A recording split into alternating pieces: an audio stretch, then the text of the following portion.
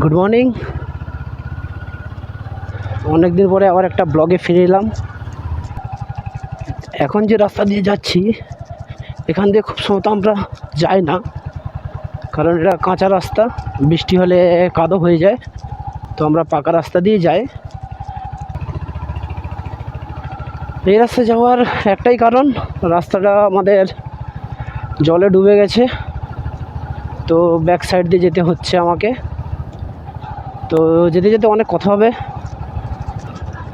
অনেক দিন ব্লগ বানানো হয়নি, তাই ভাবলাম একটা ব্লগ বানাই। সেই যখন কলকাতা যাচ্ছি তাই ব্লগটা বানানো হচ্ছে। আর ব্লগটা ভালো লাগলে লাইক করে দিও, কমেন্ট করো, সাবস্ক্রাইব করে নিও, সাপোর্ট করো।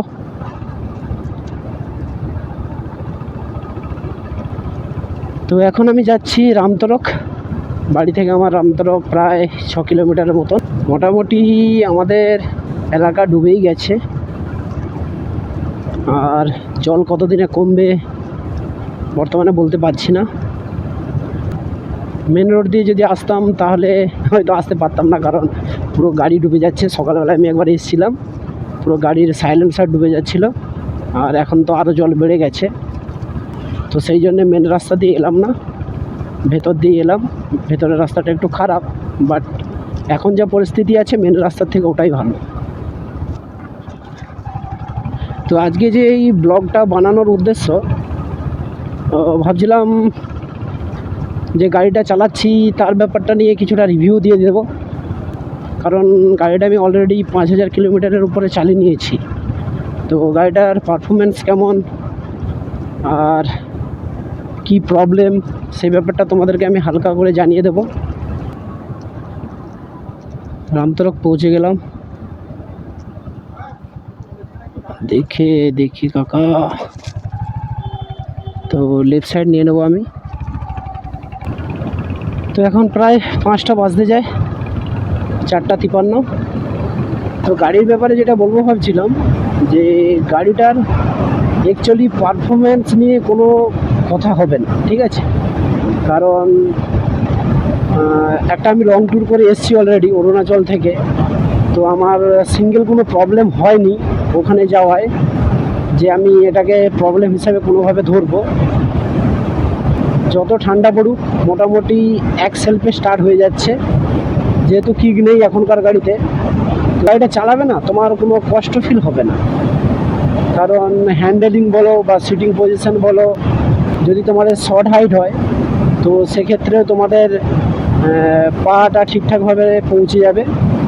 একদিনে প্রায় 600 কিলোমিটারের মতন গাড়ি চালিয়েছি।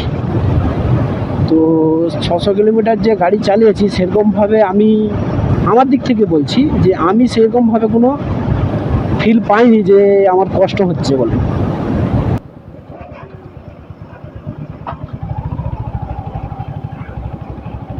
অ্যাক্সিডেন্ট হয়েছে দেখো,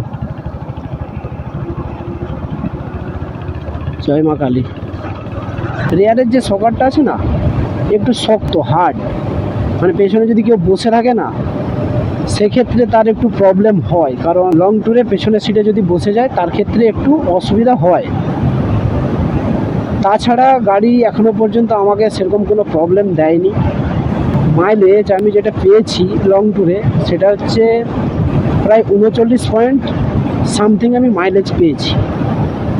মানে আমি 3200 কিলোমিটার মতন গাড়ি চালিয়েছিলাম, তেল গিয়েছে 8000 সামথিং কিছু একটা তেল পুড়েছে আমার।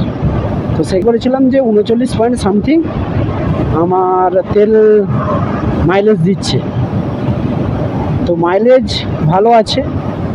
আর মোবাইলটা যদি তুমি ড্রেন করো, সার্ভিসিংটা যদি ঠিকঠাক রাখো, আশা করি তোমরা অ্যাভারেজ 35-36 মাইলেজ পেয়ে যাবে ঠিকঠাক মতন। ইঞ্জিন অয়েলটা না চেঞ্জ করো তাহলে কিন্তু এই গাড়িটাও তোমার মাইলেজ ড্রপ হবে। এ হয়তো তোমাকে 30, 27, 28 দিতে পারে, কিন্তু টাইম টু টাইম একটু সার্ভিসিং করে নিও, আশা করি মাইলেজ ড্রপ হবে না, মাইলেজ ঠিকঠাক পাবে। আমি কোলাঘাট পৌঁছে গেলাম কথা বলতে বলতে, দেখে নাও। এটা হচ্ছে কোলাঘাট। কিছুটা গেলে কোলাঘাটের ব্রিজ পড়বে।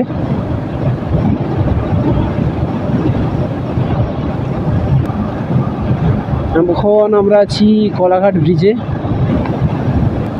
কোলাঘাট ব্রিজের উপর দিয়ে বেরোচ্ছি। রাইট সাইডে আছে তোমার রেল ব্রিজ।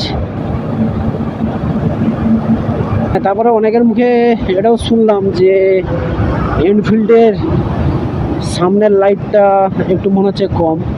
তো আমি অন্ধকারে ভিডিও বানাতে এলাম, তোমরা দেখতেই পেয়েছো নিশ্চয়ই যে সামনের লাইটটা কতটা ভিজিবিলিটি আছে। আমার মনে হচ্ছে যে লাইটটা দেওয়া আছে সেটা এনাফ, হ্যালোজিন লাইটের জন্য এনাফ।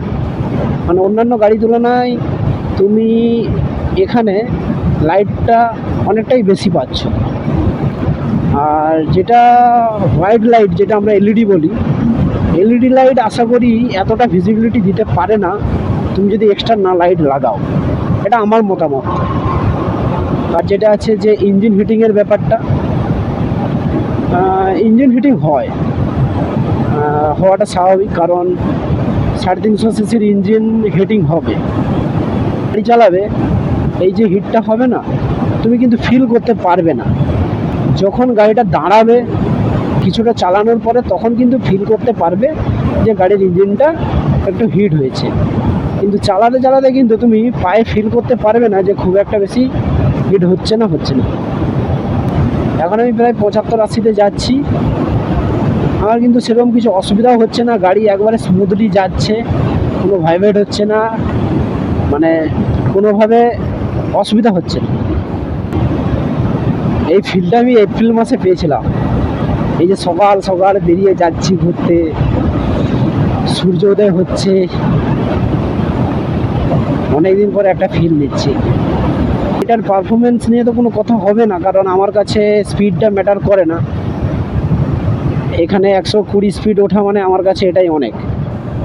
তো বাকি যেগুলো হচ্ছে এর মাইলেজের দিকটাও অনেকটা আমি স্যাটিসফাই। আর engine performance, torque, load capacity একদম মানে স্যাটিসফাই আমি। কিছুক্ষণ আগে বলেছিলাম যে লাইটের ব্যাপারটা নিয়ে, দেখো সকাল হয়ে গেছে, রাস্তার উপরে এর হেডলাইটটা পড়ছে। দেখো ক্যামেরাতেও হয়তো বোঝা যাচ্ছে লাইটের চহর কতটা। এটা হচ্ছে লং আর এটা হচ্ছে শর্ট। আর একটা খারাপ দিক হচ্ছে এর যদি 6টা গিয়ার থাকতো না তাহলে মনে হয় একটু বেটার হতো, কারণ তুমি যখন হাই স্পিড ক্রুজ করবে 120-র উপরে যখন গাড়ি তোলার চেষ্টা করবে তখন ফিল করতে পারবে যে একটা গিয়ার একটু মনে হচ্ছে কম হচ্ছে। বাট নর্মালি ঠিকঠাকই আছে, স্পিড দিক থেকে 120 ওঠে, 120-25, তো সেই সব দিক থেকে ঠিক আছে। যদি 5টার জায়গায় 6টা গিয়ার থাকতো তাহলে হয়তো পারফরমেন্সটা আরও একটু বেটার হতো আর কি। এমনি মোটামুটি ঠিকঠাকই আছে, কারণ 5 নম্বর গিয়ারে আছি। দেখো 5 নম্বরে আছি, কোনো গাড়িকে ক্রস করছি, দেখো সব গাড়ি স্পিডেই আছে, কোনো গাড়িকে ক্রস করতে কিন্তু কোনো প্রবলেম হচ্ছে না। এই দুটোই পয়েন্ট আমার কাছে একটু খারাপ লাগলো। ওই একটা পয়েন্ট হচ্ছে গিয়ার, আর একটা হচ্ছে পেছনের চকা একটু অনেকটা শক্ত। তাছাড়া এই গাড়িটার এখনও পর্যন্ত আমি কোনো রকম ফল পাইনি। আর যেটা হচ্ছে এর সার্ভিসিং কস্টও খুব একটা বেশি নয়, এর পার্টসের ভ্যালু খুব একটা বেশি নয়, কারণ ফ্রন্ট আমি রিয়ার ব্রেক শ্যুটা আমি চেঞ্জ করলাম। 5000 কিলোমিটার হয়ে গেছে, যেহেতু আমার চেঞ্জ করার টাইম হয়ে গিয়েছিলো, তো সেক্ষেত্রে আমার 260-70 টাকার মতন একটা নিয়েছে। তো আমার কাছে সেরকম এক্সপেন্সিভ মনে হয়নি, সার্ভিসিংও তোমার বাজেটের মধ্যেই থাকবে।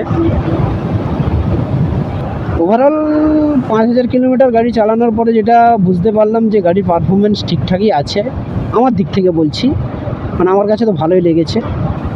আর মেনটেনেন্স খরচও খুব একটা বেশি নয়। যদি একটু স্পিড পছন্দ করে, যে না আমার একটু ইনস্ট্যান্ট একটু বেশি এর থেকে পারফরমেন্স ভালো দরকার, তাহলে সে অন্য গাড়ির দিকে যেতে পারে। আর যেই গাড়ি নাও তুমি চেষ্টা করবে একটু মেনটেনেন্স করে রাখার। যদি কেউ সুপার স্প্লেন্ডার নেয়, কেউ গ্ল্যামার নেয়, তার ক্ষেত্রেও বলছি চেষ্টা করবে গাড়িটাকে মেনটেন রাখার।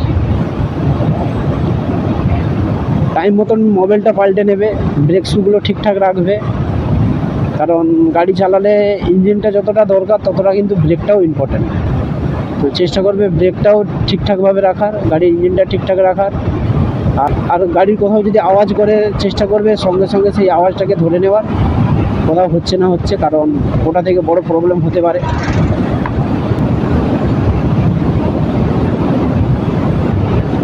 ধুলাগড় টোল পৌঁছে গেলাম, আর 1 কিলোমিটারের মতন বাকি আছে। বেশি সময় লাগেনি, কিন্তু 1 ঘন্টা লাগেনি। বাড়ি থেকে ধুলাগড় টোল 1 ঘন্টাও লাগেনি, আরামসে চলে এলাম। বেশি টোল পৌঁছে গেলাম, টোলের দিকে যাচ্ছি। ও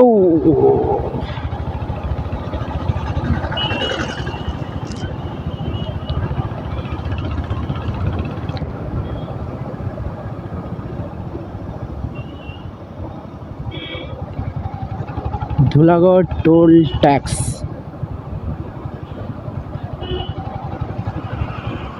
ধুলাগড় টোল পার করে যাচ্ছি।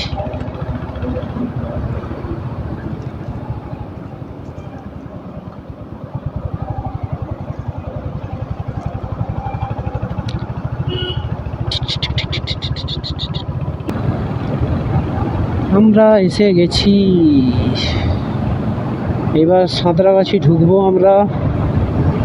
মানে সোজা যে রাস্তাটা বেরিয়ে গেছে ওটা হচ্ছে তোমার ডানকুনির দিকে চলে যাচ্ছে, আর আমরা বাঁয়ে চলে যাচ্ছি যেটা কলকাতা যাবে। চলো একটু চা খেয়ে নিই।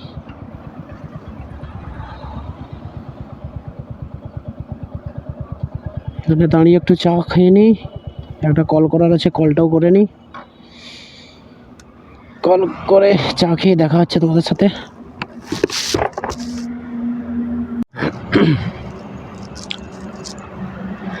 চলো, চা খাওয়া হয়ে গেছে, এবার বেরিয়ে যাই।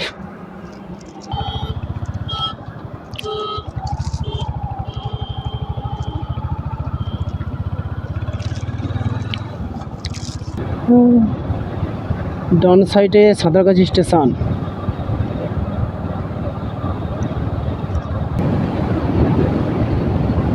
এখন আছি বেলেপুল, বেলেপুল পার করছি।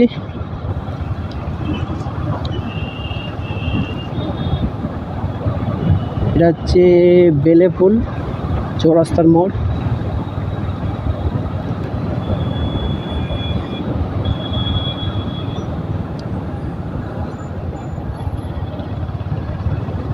টোল প্লাজা, দ্বিতীয় হুগলি সেতুর আগে যে টোল প্লাজা বেরোলাম। এবার আমরা দ্বিতীয় হুগলি সেতুতে উঠবো।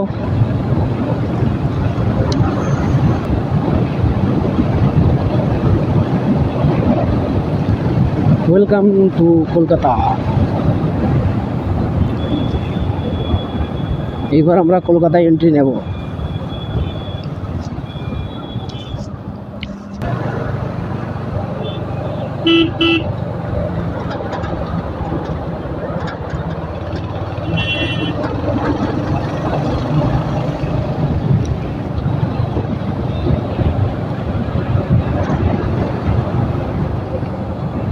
এক্ষুনি চেপে দিল আমাকে।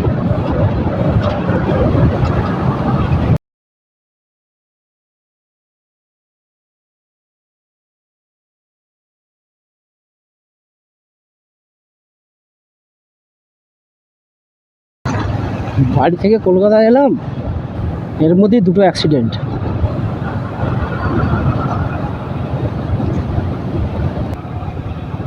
বাঁ দিকে ভিক্টোরিয়া, বাঁ দিকে যে জঙ্গলটা দেখছো ভিক্টোরিয়া, কিন্তু আমি যেখানে যাব সেখানে যাওয়ার জন্য আমাকে মা ফ্লাইওভার ধরতে হবে। মা ফ্লাইওভার ধরে নিলাম। এই দেখো ভিক্টোরিয়া। এখন এটা রবীন্দ্র সদন, রবীন্দ্র সদন। আর রবীন্দ্র সদন শেষ হলে যে মোড়টা আছে ওটা এক্সাইড মোড় বলে, আর পেছন সাইডে ভিক্টোরিয়া পেরিয়ে এলাম। এখান থেকে যে গম্বুজের মতন দেখতে পাচ্ছি এটা সায়েন্স সিটি। আর বাম দিকে দেখো, বাম দিকে বিল্ডিংটা দেখতে পাচ্ছ নিশ্চয়ই, এটা হচ্ছে বিশ্ব বাংলা মেলা প্রাঙ্গণ। টাউন হয়ে উপর দিয়ে ব্রিজটা চলে গেছে, এটা তোমার রুবির দিকে যাচ্ছে, আর আমরা রাউন্ড হয়ে লেফট সাইডের দিকে নেব। লেফট সাইডে নিলে তোমরা দেখতে পাবে আইটিসি, দেখে নাও আইটিসি। এটা হচ্ছে আইটিসি সোনার বাংলা।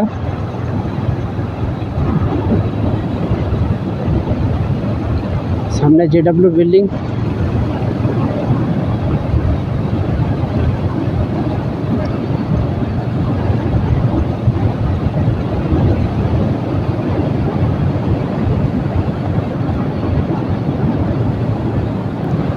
চলো আবার দেখা হবে অন্য কোনো একটা ব্লগে। ব্লগটা এখানেই শেষ করলাম। সবাই ভালো থেকো। ওকে, টাটা।